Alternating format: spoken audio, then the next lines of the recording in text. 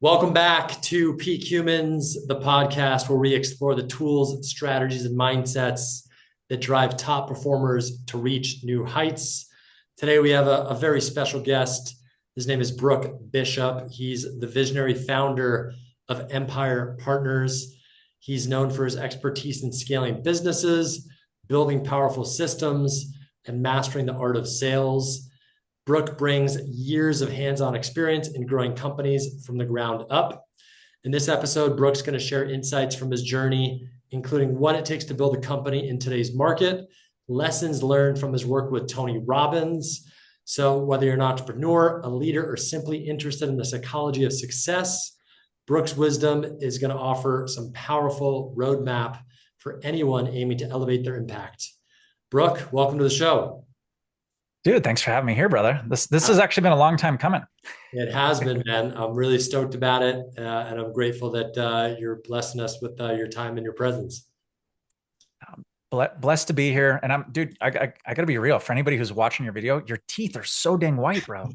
Like you're taking good care of those dentures, man. I don't know how they stay so white so long, but I'll take it. It's one of those genetic things, I guess. Good genes. But for people to have a background, me and you met. It's probably been what, like 10 years ago now, or something like that. Might even be longer, which is scary. Yeah, it's wild. It's amazing how fast that flew. But we met when I was applying to work for Tony Robbins, which is where I did work. A lot of people know, of course. And I remember you just being such a awesome, welcoming, and supportive superior, if you want to call it, right? My boss. So that was great. Don't put that label on me. Yeah, not anymore. Now we're homies and entrepreneurs and building our businesses. But that always stood out to me about a lot about you, right? Because when you're applying for a job at a company, like a big company like Tony, again, depends on how relative this is, right? The size of the company, but pretty decent sized company. And a lot of times it's very serious and hierarchical. And I always appreciated you just being very relaxed and chill and welcoming. So yeah. Absolutely, man. No, part of that, full transparency, because you exude that same energy. That's what got reflected, right? Like from day one, I'm like, oh, this dude's chill.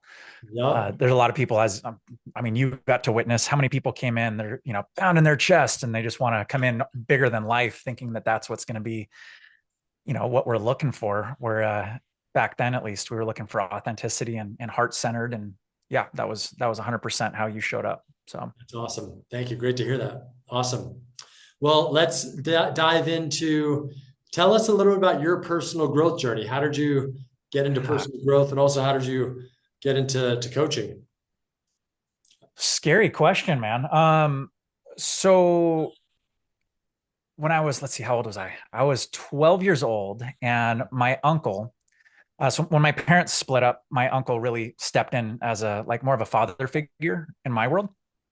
And he was going to school. There's like 16 years between us. So he's pretty young for somebody to be my uncle, right? But he moved in with my mom. So he moved into our house, and him and I shared a room. So I had a bunk bed, right? So I slept on the top bunk, he slept on the bottom bunk. And he was obsessed with personal development. And when I say obsessed, and these are in the days of cassettes and right when CDs were just starting to come out. But my whole room literally just had Zig Ziglar and Napoleon Hill and Tony Robbins and Bob Proctor and like all, the who's who of personal development. Yeah. Well, he was training to actually go in and become a Navy SEAL. And so I was sharing my room as a kid. I didn't have a say in the matter. So I got to listen to all of that stuff through osmosis. I got to absorb all that content. And it was a God thing, because at that point in time was pretty challenging in terms of my parents' divorce and just, me like right going into puberty and like, who am I and what is real and all these different things. So I was really blessed to have him there in that window of time and be able to showcase all of those people. So I got exposed to personal development through cassette tapes in my room. Is really what it was. Wow. And that was your first exposure to it pretty much. Yeah. Yep. That's great. Yeah, that was my first exposure. And then when I was 17, I started waiting tables in a restaurant in Southern California. And my uncle, still coaching me through all these different things, he started coaching me on sales and then personal development with sales woven in. It was wild because we would just do these, like, we call them games, Yeah. but I would try and see, could I outsell everybody else in the restaurant using the tools of personal development? And it was wild because most people would make, they would make $100, $150 a day. I'd be making like $300, $400 a day doing the same job in the same Yeah. place with the same group of people coming in. But I was able to apply a lot of those tools and skills, and it became a game for me versus like, oh, I have to do this job that I don't really like. It was, how do we gamify this thing? So that Wow. was kind of the first evolution of how that came in. I love that. What were some of your strategies or approaches? One is, so it's really interesting, dude. When I was a little kid, I was not competitive at all. Like my parents put me in martial arts because they were like trying to like initiate some killer instincts in me. And I wanted to paint and go surf and go swim with the dolphins. And like, I was just a really laid back kid. Yeah. When I hit 17, 18 years old, there was like this switch that flipped where I went like not red in the sense of spiral dynamics, but I got pretty dang orange in terms of like super competitive. So I would look at and research the menu, and I would research the wines, and I would research where was the food coming in from and where were the fish being caught and like what were the practices. And like I started really getting into the space of how can I tell stories and how can I make, honestly, it was how do I make this job more enjoyable? Because it was seafood, it was dead fish. Like what the heck's exciting about that? And it smells bad. That was the other side. So I had to figure out these creative plays where I would listen to how other people would walk up to the table and they would go, "Oh, have you ever eaten here before? Oh, well, here's what's on our specials for the night. And oh, did you want anything to drink? Okay, I'll be back with that. Did you want an appetizer?" Like there was always the same thing. I'm like, God, this is boring. I don't want to be a robot. And where our location was really cool. So our restaurant was right at the base of the pier. So we had waves that were like rolling under people's feet, and you had the sunshine and the sound of birds and all this cool environment was always happening. Like they're here, they want a cool experience. Like I'm not going to be the one that gives them a boring experience, because guess what? They're going to buy food based on what kind of environment I create, and they're going to tip based on how much they spend or how I make them feel. So I really started putting more of my energy into how do I make every table feel amazing versus how do I take orders and put it into a computer and bring out food. So It's great. and that carried into obviously everything else. That's amazing. I love that. How do I make it? How do I want to make every table feel? It's a great question. Well, Beautiful. that's what gets them coming back too. So I would have people that would come down. There'd already be like an hour-long wait to get a table. They'd wait an extra hour because they wanted to sit in my section. Right. Wow. So it was fun being able to game. And then it just made it even more easy because I knew they would tip out even more and yada yada. Around we go. Yep, that's so cool. And I do want to ask you more as we talk. We'll talk about Empire Partners first, because this is part of Empire, what you do for people.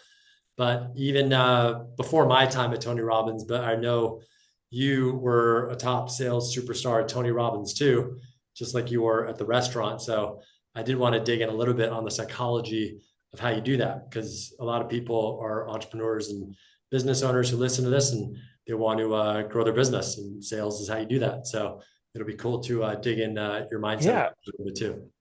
it was interesting. And I don't know, did I ever share my first day at working for Tony? Did I ever tell you that story?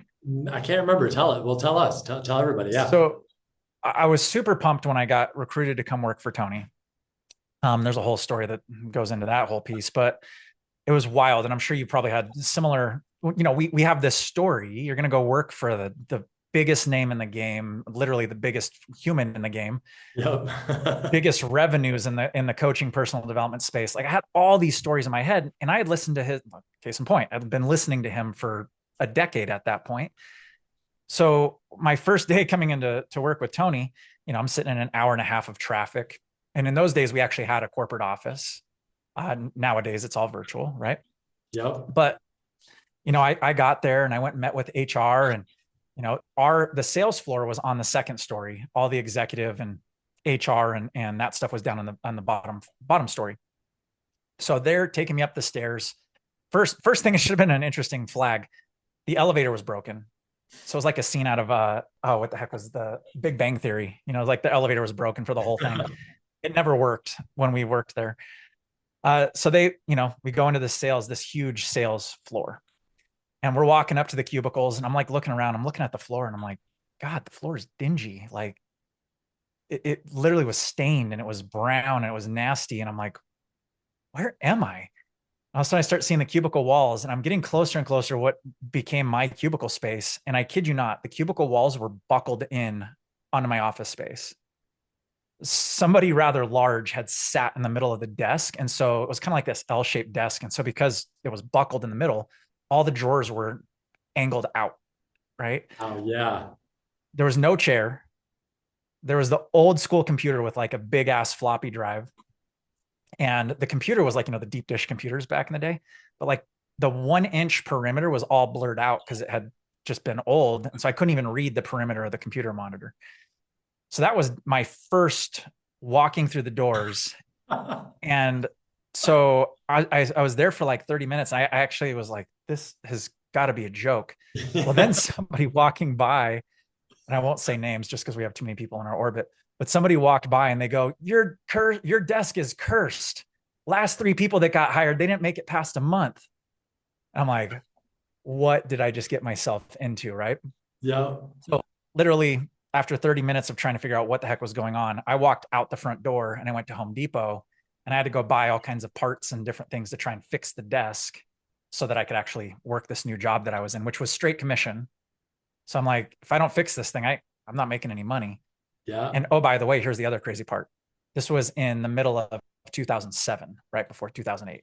Yeah. Wow. So that was my kickoff into the world of Robbins. This was nothing that I had pictured in my head, and it's only going to be whatever the heck I make it, and all systems go.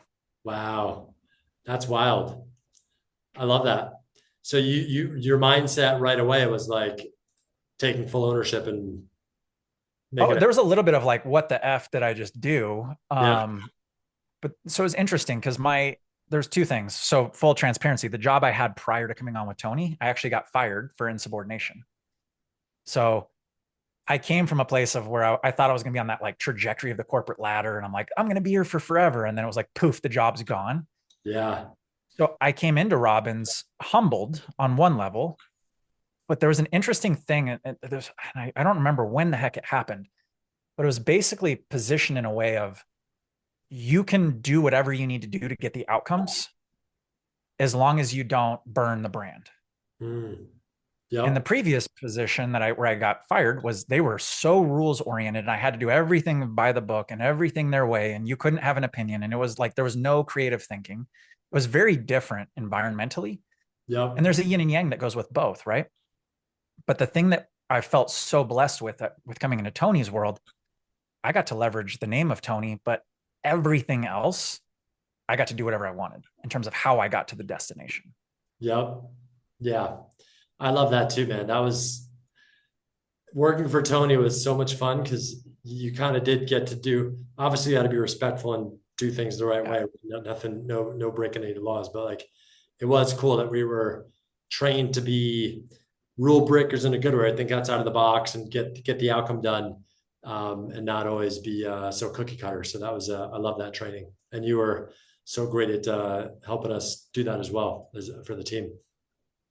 Now it was a lot of fun. The work you guys got to do, man, like kudos to you, because I was in an environment where I felt like I was in a vacuum and doing my own thing. You guys really were in a vacuum. And for anybody, I'm assuming everyone knows what you did, but just for context, I mean, every 3 to 4 months, you were on a plane going to a new location, brand new people, no connections, no relationships, in a new home with a new car, with figured out. And you literally, I mean, you really have to become resilient in those moments, both emotionally, physically, mentally. And then, oh, by the way, you got to go move people to spend money and give up their most precious commodity, which is their time. And they don't want you to be there in the first place. So you really have to be a master of influence to be able to do what you did. And it was tough, and you freaking crushed it. So yeah, it's pretty incredible experiences that we both got to have in that environment. Absolutely, yeah, it was, and also having a great coach, dude. I actually almost got fired the first cycle because I didn't even know what I was getting into, and I was basically like, oh shit, I gotta like turn this around. Because that was my first like real sales job too. So I was like, I didn't know like what it would take. And I'm like, damn, I don't want to get fired. So, and you were such a great coach for me to turn things around and keep me in a great mindset. So that leads us into the power of coaching. Like, why is coaching so important? And you guys again do this at Empire. So what's the value and benefit for why is coaching such an important thing? Yeah, it's interesting. We literally just came off a training where we were talking about similar elements of this. Most people in the training space or the consulting space or the sales training space or whatever, however you want to look at it, they'll usually talk about what you should say or what you should do. Where we really hit the other side of this is we look at that there's actually a triangle of things that takes place in a engagement and business where our superpower comes into play is we want to hyper focus on the individual.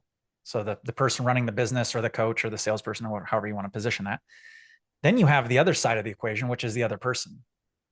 And they have their own beliefs and they have their own world and they have their own thoughts and they have their own strategy and they have all that stuff going on.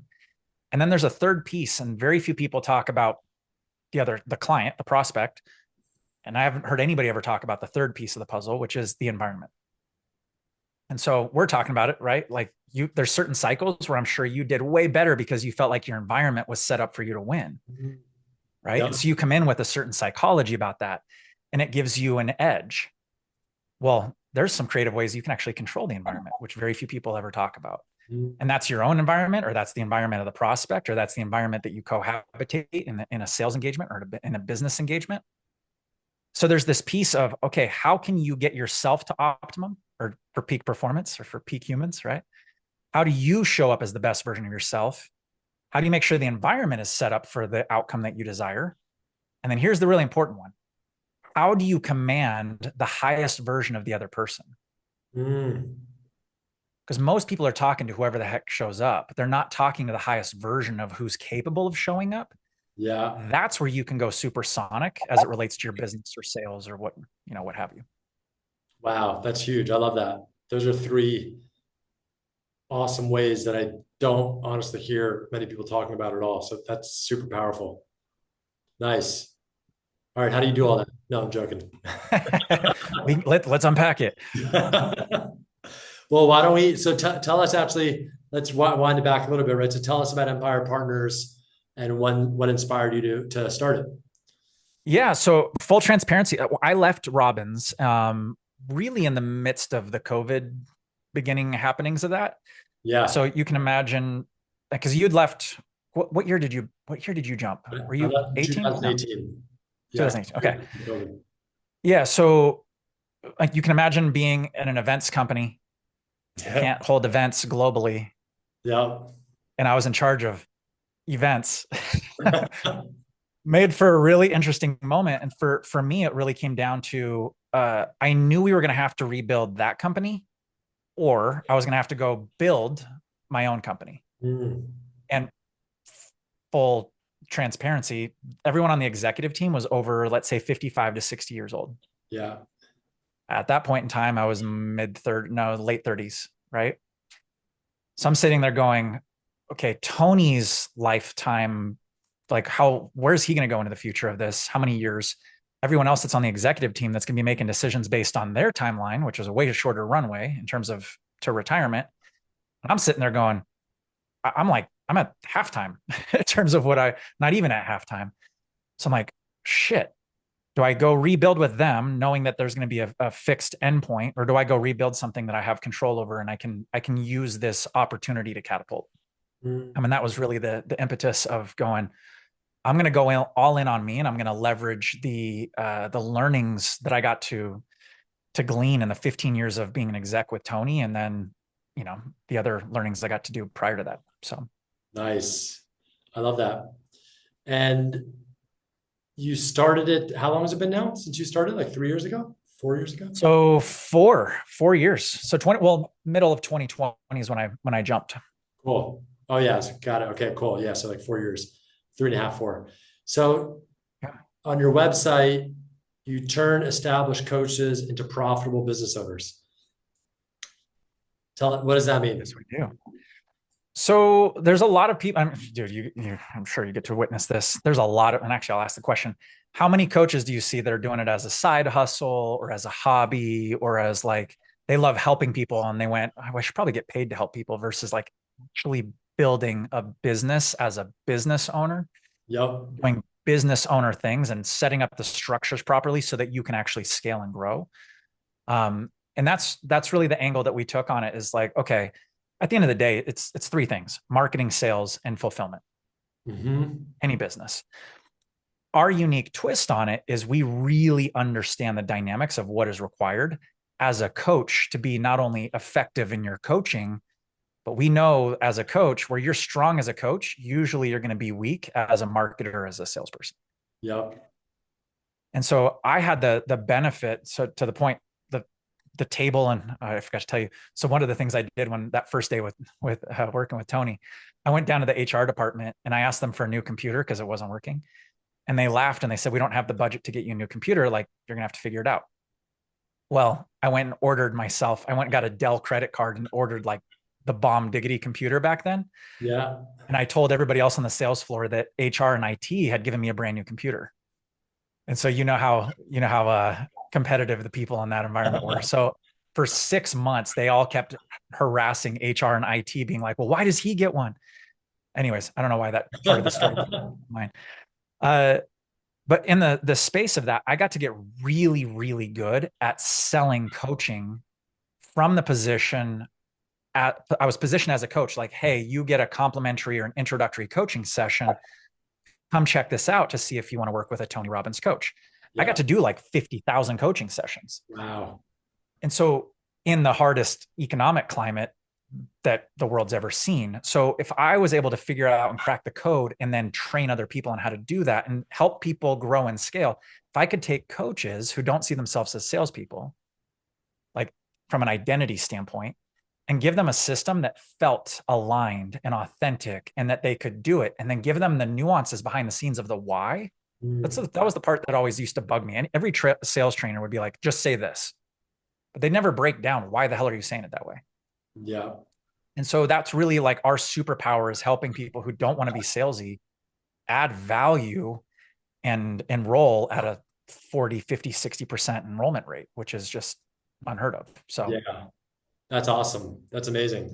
And I love that. I'm recently shifting out of that mode of just like kind of like a solopreneur, right? Like, like how do you actually build a real business? So I love that you guys are doing that because most people don't actually really learn proper business skills and principles, especially coaches, right? So it's such a powerful thing that you're doing for everybody. as you know, and I know you've done a lot of stuff with Jarek and with that side of the house too. Yeah. Like there's a recipe to this thing. And if you switch the flour and the frosting, like you're gonna have challenges if you're baking a cake and you like, yeah, right ingredients, wrong time, you're not going to get the same outcome. Yep. So one of the things that we also do is we help people get really clear of where's their business at right now, what Mm. pieces are out of sequence, what pieces are in sequence, where are your superpowers, how do you leverage and get things back into a space where all cylinders are firing in the proper sequence. Yep. And it's crazy. Like it was awesome. We just had somebody this morning. Uh, Last year they had the roughest financial year ever in their coaching business. And he just messaged me this morning. He goes, "You're not going to believe this." He goes, "Dude, we're having the biggest financial year of our lives. And this is the biggest financial month that him and his wife have ever had. And they're like 5X on their ROAS for their ad spend, whereas everyone else is getting their ass handed to them right now on their ad spend." So it was Wow. one of those things where I was just like, heck yes, man. You get it, you get those things in order and it works. So Awesome. That's so cool. That's the best, getting those stories from people, right? From your clients. they're so awesome. Yeah. Do you encourage coaches to do organic or paid, or it just depends? Depends on when and where, and depends on, so if somebody's just starting out, unless they have a huge bankroll and unless they have a really good understanding of their client profile and they really understand paid marketing, we usually tell people if you don't have somewhere between 15 and 20 grand coming in reoccurring in your business, going the route of paid advertising is a very, very risky play Right. unless you've got some serious runway and you're ready to pay to learn versus pay to Right. thrive. Right. Got it. After doing that many coaching sessions, you said like 50,000, I think you said. Um, I'm sure you've learned a lot about great coaching sessions, but what I are learned a lot about shitty coaching sessions too. that too, right? But maybe what are some key fundamentals? And again, I'm sure you teach this in Empire, but what are some key fundamentals to actually run a great coaching session?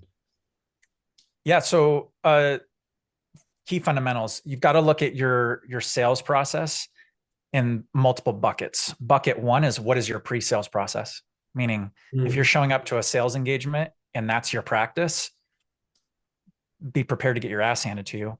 So you need to have pre-game stuff that you do. So part of that is getting your head in the right space, getting your physiology in the right space, getting your energy in the right space, making sure your environment is set up for you to win. The other part is having rituals before you kick straight into a sales call. One of them is getting really clear on the languaging. So one of the things we teach with our people who come through our world, we do. Are you familiar with Vaca? I don't know if we ever talked about Vaca. heard of it. I can't remember what it is though. So aside from being cow in Spanish, it's also visual, auditory, kinesthetic, analytical. Yeah. So we have our default ways of which in which we communicate. So naturally, we sell in the way that we want to be sold. So one of our practices is to make sure you have languaging for your service offering for visual, auditories, kinesthetics, and analyticals. Mm, And going through that in the 2 minutes before you pick up the phone or before you meet somebody or go on Zoom or whatever it might be, so that your vocabulary becomes way more broad. So we don't go back into that languaging based on our communication style. So that's like one fundamental that's really huge. The other that's really critical, and I would say this one above all else, and there's tons of tactical pieces, but the mission that you're on and why you're on the phone in the first place, or why you're on Zoom with a prospective client in the first place, that is going to dominate how you play. And the first month I was working with Tony, it was crazy. So I used to sit on a Pilates ball. It's like, so that way I could be bouncing and a little bit more mobile when I'd be selling and I could stand up a lot easier. And dude, it was probably 3.5 weeks into my first month working with Tony. And I had somebody on the other end of the phone. He goes, "Hey, I just want to let you know before we dive into this call today, I have a gun on my lap. And depending on where the course of this call is going to go, will determine whether or not I pull the trigger. I've mm, gone to therapy for years. I've been on every medication under the sun. This is my last stop." And back then we didn't have a lot of, suicide hotlines, and there wasn't a lot of those added supports that were in our world. And I had to hit that mute button and I went, what the, like, what am I doing? And where do I go with this? Right. And it was interesting because in that moment, I was like, this is so much bigger than enrolling somebody in a coaching program. mhm. Like, this is so much bigger than making a sale or making a commission. This is so much bigger than just having a really deep conversation with somebody. Like, this person's life is literally on my line. Yeah. Right. And so I kicked the Pilates ball back. I stood up. I made a huge roar. And again, there was a lot of people on the sales floor at that point. And I came off mute, and there was a different gear that I found in that moment Yep. that transcended sales. It transcended phone skills. It transcended a script. It transcended objection handling. It was, here's the deal. You're going to take the bullets out of the gun.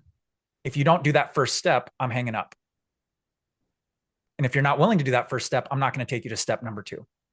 And I need to hear all the bullets on the table. And like that. So I stepped into this new space, and Yeah. it was wild, man.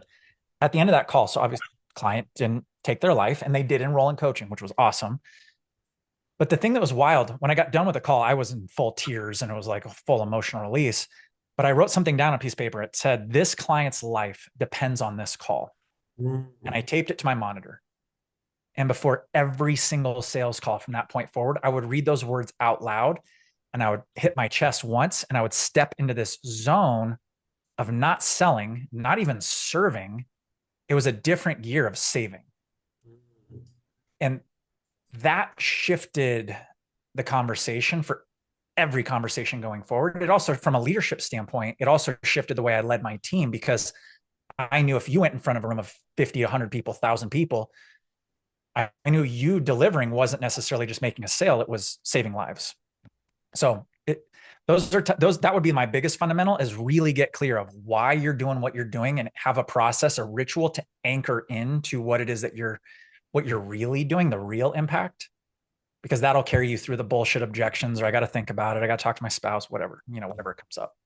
Yeah, man, that's a wild story. That's yeah. And you just I don't even want to say, I was going to say like you got some big cojones to like tell them to take the bullets out, but it's even beyond that, right? It's just, you channeled that. What other choice did I mean, yeah. I felt like I didn't have any other choice other than to just go man to man with the guy and just step into his shoes. Now, full transparency, what helped me was I was suicidal in my teen years. Right. And so there was that moment of knowing I could, in Tony language, I could understand and appreciate his model of the world. And because I was willing to go to that darkness in that moment, I'm like, what would I need to hear in that moment?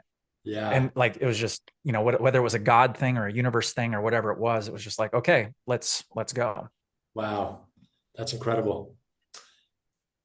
So speaking of sales, you were top sales guy over there too. How'd you do it? I know you told me the story before and your mindset about it, but I want you to share. Obviously, you can't share everything that you did, but like, what was your mindset? What was the strategy? What was your approach? My personality profile is not like, so anyone who knows the DISC profile, so traditional salespeople are like your high DIs. Like Tony's a nuclear DI, right? So he's just born with this charisma. I'm an SI, so I'm way more like, I have to pay attention to my affect. I got to pay attention to my body movements. Like I have to be mindful of how I communicate because my natural home is like, hey, I'm just coast, easy, chill. Like, let's go to the beach. Let's hang. So for me, I really had to work at sales in the sense that I couldn't get by on charisma. Right. So I had to be way more of a tactician. I had to be a strategist. I had to systematize. I had to figure out a creative way that I had to build a sales system, because if I had a system, it would be documented and then I could figure out creative ways to optimize it. Yeah. And without that, I was just throwing spaghetti at the wall. And so like every call was its own thing. And I actually I called them notebooks of transformation. And so every sales call I did was in a notebook and I would document. If I had somebody draw something, I would draw it on the page. Or if I had somebody write something down, I'd write it down just so that I could get into a coherence with them. Right. And you could literally look back at those notebooks and do them like a flip book. And it was like this cartoon evolution of like the sales process of what I started with and where I took things to. So the first part was I had to build a system, because without the system, I didn't know what to improve upon. Yeah. So that was the first part. So, and as you know, so you just went through a journal, and so every sales call you just kind of you filled it up for all your sales calls, and you just drew.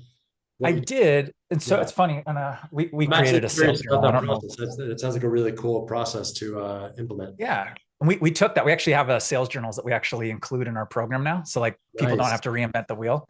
But yeah, dude, it was interesting. So every sales call, when I'd hang up the phone, I would have to highlight anything that I thought worked really well. I would bust out my highlighter and I would circle that.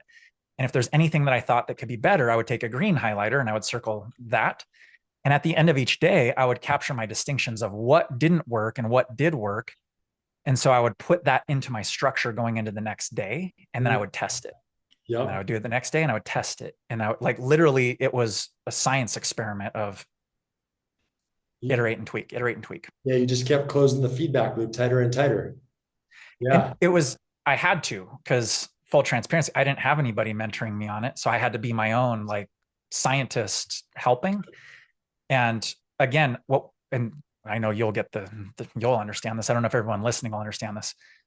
The amount of volume of clients and people we were in front of and people we worked with, I don't know anywhere else on the planet where we could have gotten that much volume. Yeah. And when you're selling coaching, like right now as an independent coach, your first month, you might have 2 sales calls if you're lucky. Your second month, you might have a couple more. Your first year, you might get to the point where you have 3 or 4 calls in a month. Like I was doing 8 to 10 calls in a day. Right. Yep.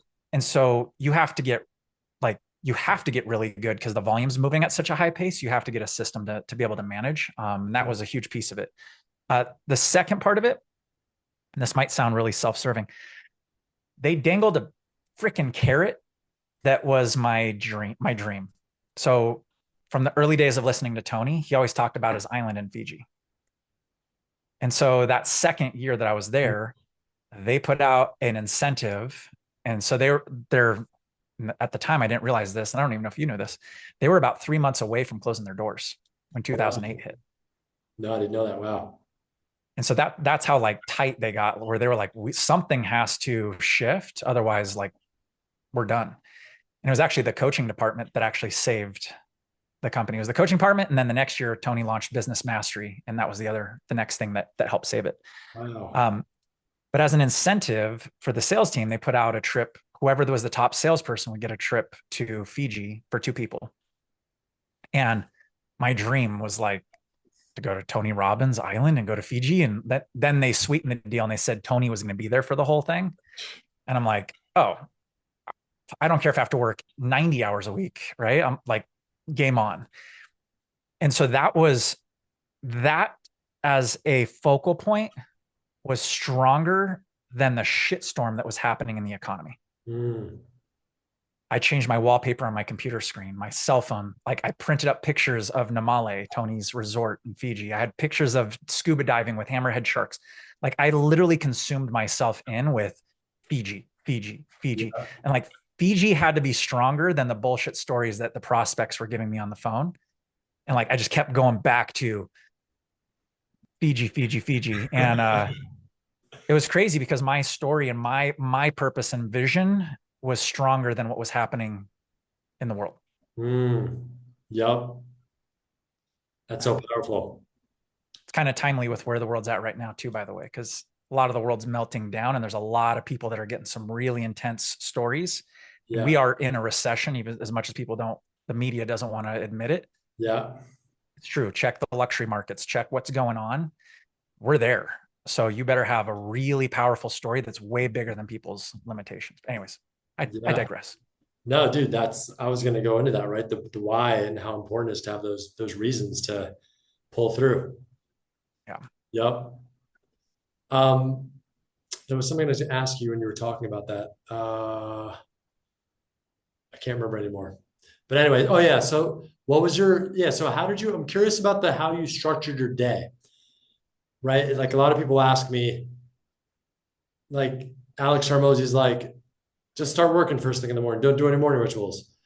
And some people are like the opposite. And some people are like, whatever, right? So how did you or even would you suggest to people to structure their day to really optimize themselves and really perform their best?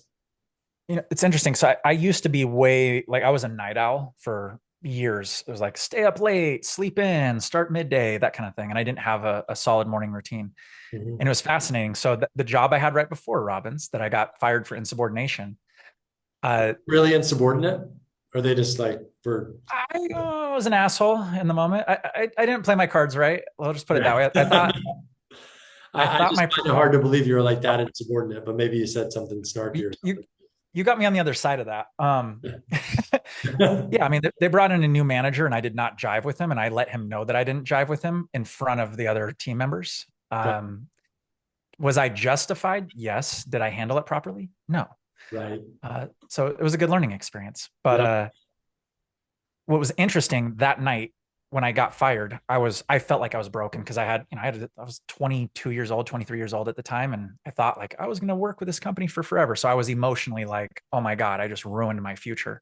Yeah. And was on the phone with my uncle, my mentor. And he said something that was really important. He goes, how you decide to handle this is far more important than what just took place. Mm. And he goes, so who do you want to show up as today and tomorrow? And I said, well, and I painted the picture and he goes, cool. I'll meet you at the gym at 4:30 a.m. Mm. And I was like, all right. So I showed up, I had a 3-piece suit. So after we did our workout, I showered up and I put on a 3-piece suit without a job. And I'm like, now what do I do? And so he's like, you already made the right moves. So that really, it triggered this new piece of I get to decide who I show up as every morning. Yep. And it was kind of like this rebirthing experience in the midst of something that I was pretty heartbroken over. And that every day, same thing, 4:30 workout suit, 4:30 workout suit. And fast forward in time, I think that people should do whatever they need to do before they're engaging with other people to be in a peak state. So not to rip off Tony's language of peak state, Yep. but if like for me, I do like a 2 hour morning routine. That's what I need to get into that zone so that I can serve people because of the nature of work that I'm doing.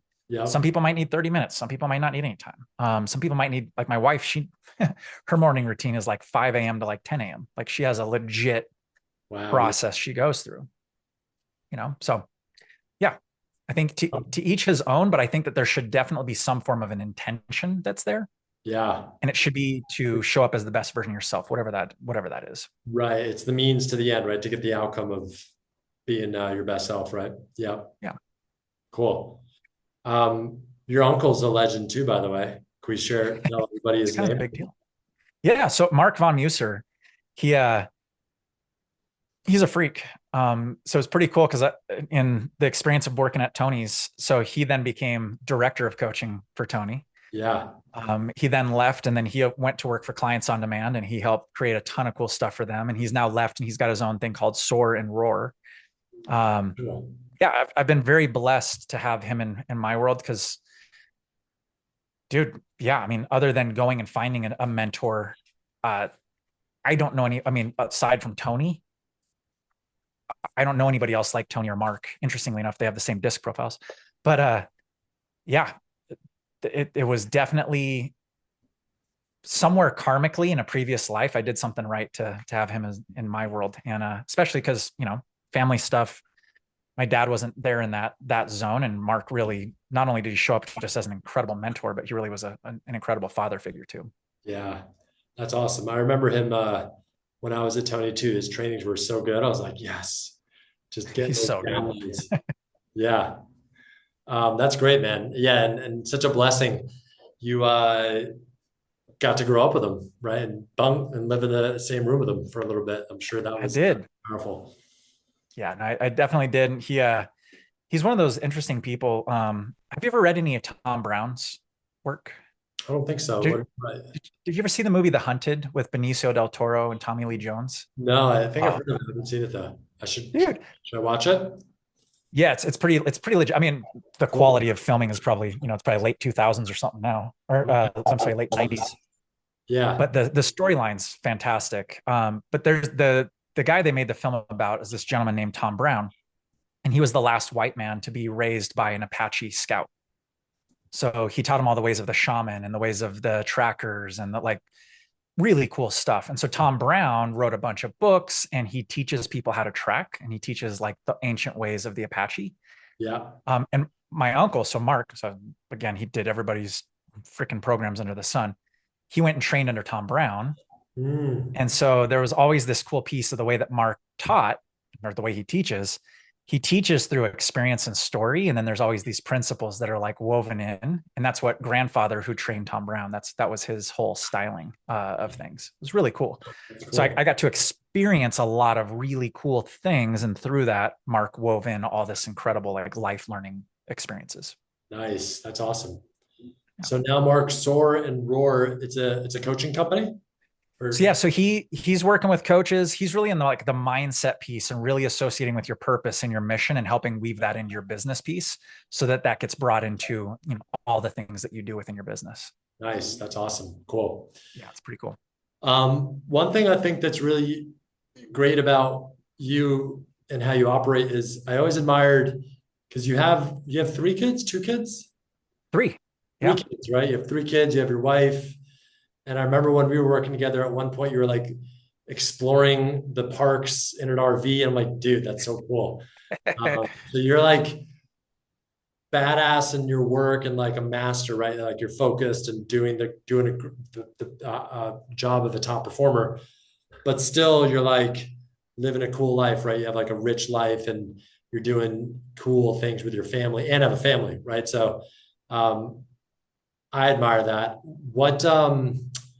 I guess what I'm asking is, what would you say an approach could be for somebody that actually wants to do that, right? Because sometimes it's challenging. It's like, I want to be successful, but I also want to like travel the world and enjoy life too. And again, you can't have it all at the same time, but there is a way, like you did a great job from my perspective, like crushing it at work and still being with your family and still like doing cool things in the world and travel and explore the parks.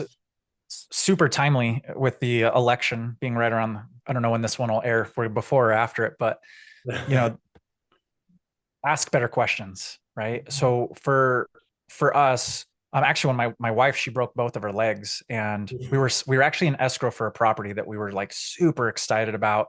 We thought it was gonna be like our dream home and all this different stuff. And my wife she tripped while holding our at the time our baby, and she, to protect the baby, she went one way, broke that leg, then falling the other direction to protect the baby the other direction, broke her other leg. So it was not fun. Yeah. So she was laid up double casted for like 6 months. Wow. And she got a poster put on the wall, and she started researching all these different places. And in the spirit of that, she's like, let's go on an adventure. And I'm like, we just had a baby. You have two broken legs. Actually, that was right when I took over the FSR division. I'm Yeah. like, how the hell are we going to do this? Right. And we just started asking better questions. Like, if we were to do it, what would that look like? If we had to figure out this problem, how would we figure that out? And how if that problem, what about with this and XYZ? And what about our kids? And it was really interesting because the course of questioning led us on an epic adventure. And it Mm. was really fascinating. As soon as we started that adventure of going on the road full time with two kids and two dogs, and overseeing too many people, uh, we started asking more questions, right? Like, well, how do we want to raise our kids? Well, what do we think? What do we actually think about the school system? Well, what's our philosophy on life? Well, what do we think about religion? Well, why are these invisible borders? Why can we do these things on this side of the line and those things on that side of the line? And it really opened up an exploration that changed everything in terms of how we live and how we raise our kids. And now we're obviously, this is not an RV that I'm sitting in, but we're in a traditional home now. But it led here was the interesting piece. Simple things like internet. Okay, well, this was before, Starlink was out, but like, okay, if we had to crack the code on internet, how do we solve that problem? When I lived in a stick and brick house before, it was like everything was kind of done. If something broke, I called somebody. When Mm. you're out on the open road, like maybe you can call somebody, but not always. And so I got way more resilient, and I got way better at asking questions. Mm. So it was just really just such an awesome experience, not only for me, but for my wife and for our kids. To have that foundation was really cool. Asking better quality questions. Yep. Yep. I love that. Before we jump, one is how can people find out more about you and Empire? The website I have, I'll put in the show notes, but let's say it out Yeah. loud too so people can. Empirepartners.io. So empirepartners.io. Cool. If anyone's got questions or two, I'm totally down to chat with anyone. We're clearly very mission driven. But my thing is, if you're out there helping people, and if there's anything I can do to help you to be able to help other people, yeah, if anybody wants to talk to me about wherever they might be stuck or however they need to break through, Brook at empirepartners.io. So Brook, BROOK at empirepartners.io. Down to help. I love that. Awesome. And what are your departing thoughts you want to leave everybody with, Brooke? Go all in or get out.